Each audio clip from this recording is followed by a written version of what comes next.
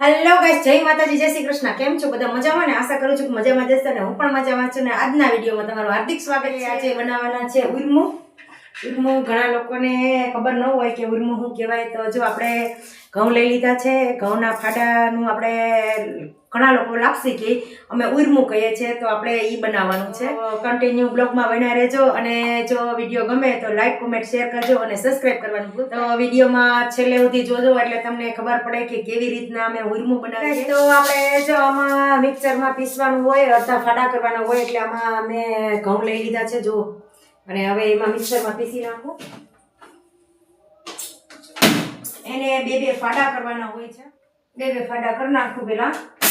તો આપણા અધકચરા ફાડા જો દરાઈ ગયા છે, આપણે મિક્સરમાં પીસી નાખ્યા છે. પછી આગળની પ્રોસેસ બતાવું. તો આપણે ફાડા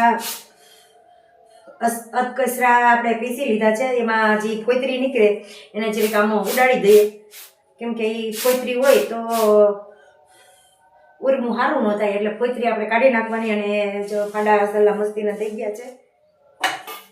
તો એક કુકરમાં આપણે પાણી લઈ લીધું છે. પાણી થોડું ઘણું જ લેવાનું છે, કેમ કે કયા બફાઈ જાય, એટલે થોડુંક પાણી લીધું છે. એ પાણીને આપણે ઉકળવા મૂકીએ. તો આપણે પાણી ઉકળી ગયું છે. તો હવે એમાં આપણે ઘી નાખવાનું હોય છે. ઘી અમે જો કે બધું ભેગું નાખી દઈએ, નકર ઘણા લોકો પછી નાખે, એટલે દેશી ઘી આપણે આમાં નાખી દઈએ. પાણી ઉકળી જાય એટલે સીધું ઘી નાખી દેવાનું. આપણે ઘી નાખીને પછી ખાંડ નાખી દેવાની. જે ગળ્યું ખાવું હોય એ પ્રમાણે આપણે ખાંડ નાખી દેવાની. અમારે તો ગળ્યું હોય તો કાંઈ ન જોઈએ, અમારા છોકરાઓને ગળ્યું જ બહુ ભાવે. મેં ખાંડ નાખી દીધી અને ખાંડ નાખી દીધી, બે ભેગું મિક્સ કરી દીધું. પછી આપણે આ ફાડા છે એ આપણે નાખી દેવાના.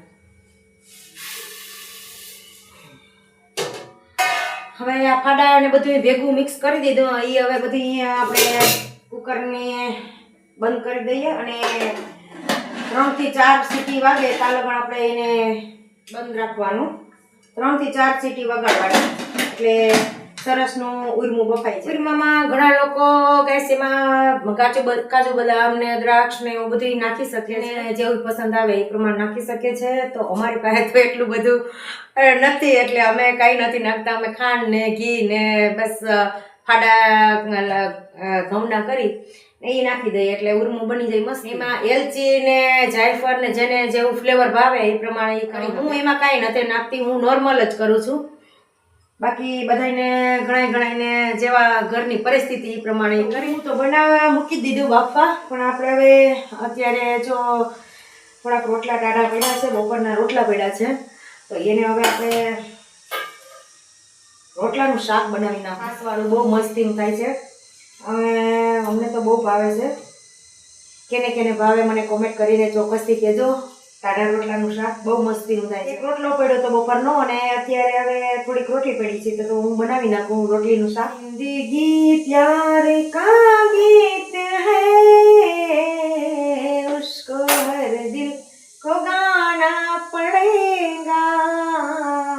તો જો આપણે રોટલા સિમોરી લીધા છે. હવે એને આપણે શાક બનાવવાનું છે, તો ફટાફટ શાક બનાવી નાખું. તમારે યારે હું વાતું કરતી રહી ને તો રાજુ આવી જાય ને પછી મને ખીજાય.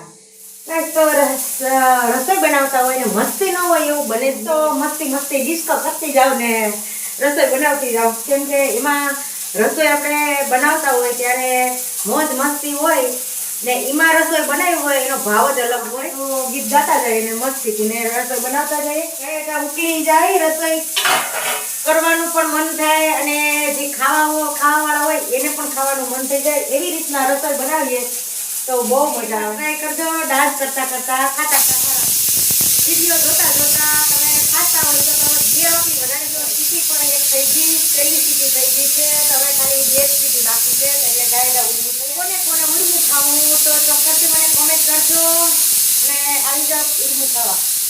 વિડીયોમાં કોઈ ખાસિયત છે, હું કોઈને કહેતા નહીં. હું તમને એકલી હોય ને ત્યારે જ વિડીયો પણ બનાવી શકું, અને એકલી હોય ત્યારે જ હું ડાન્સ બધું મસ્તી મજાક તો જ બનાવતી હોય. ત્યારે કોઈક આવી જાય તો મને શરમ આવે, એટલે હું વિડીયો બનાવું ને ત્યારે કોઈ હોય નહીં ને તો જ હું વિડીયો બનાવું, બાકી હું વિડીયો બનાવું નહીં. ચાલો ગાઈસ, હું અત્યારે હવે શાક રોટલાનું કરી લઉં ને પછી મોડું થઈ જાય ભાઈ. વિડીયો બનાવતી રહીને તો મોડું થઈ જાહે. કાલ મસ્તીમાં ગાય તમને ખબર નથી. કાલે મસ્તીમાં ઉપર મૂકવા ગઈ ટોપલી ને ભાંગીને તો ગોઠણામાં આવ્યું ને બધું સાંભળું કરી દીધું. ગાઈસ તો 3 ચૂલા ઉપર જો મૂકી દીધું છે. એકમાં ચડે છે આપણે ઉરમું ચડે છે, એકમાં આપણે મમરા વઘારીએ છીએ અને એકમાં છે એ આપણે રોટલાનું શાક બનાવી નાખ્યું. અને ઘણા લોકો એમ કહે છે બાયું શું કરે. બાયુનું એક દી કામ કરી લઉં તો પછી કહે કે ભાઈડા તમે કહો. બાકી જો અત્યારે 3 વસ્તુ એકાયરે થાય છે. ગાઈસ તો આપણું રસોઈ પાણી થઈ ગઈ છે રેડી અને હું પણ થઈ ગઈ છે રેડી. આ જો તો ફરી ગરમી અત્યારે જો આપણે મમરા પણ વઘારી લીધા છે અને ઉરમું કરી લીધું છે. ઉરમું જો આવી રીતના આપણે ફાડાનું ઉરમું બનાવ્યું છે તો ઉરમું પણ થઈ ગયું છે. રોટલા પણ થઈ ગયા છે અને અહીંયા રોટલાનું શાક પણ થઈ ગયું છે. ચાલો જેને કોઈને ખાવું હોય તો આવી જાઓ. ગાઈસ હવે અત્યારે તો મારે ગરમી રેપઝેપ થઈ ગઈ છે તો આ વિડીયો અહીંયા પૂરો કરું છું. જો તમને મારો વિડીયો ગમે તો લાઈક કોમેન્ટ શેર કરજો અને સબસ્ક્રાઈબ કરવાનું ભૂલતા નહીં. મળીએ હવે નવા બ્લોગમાં. ત્યાં લગન બાય બાય.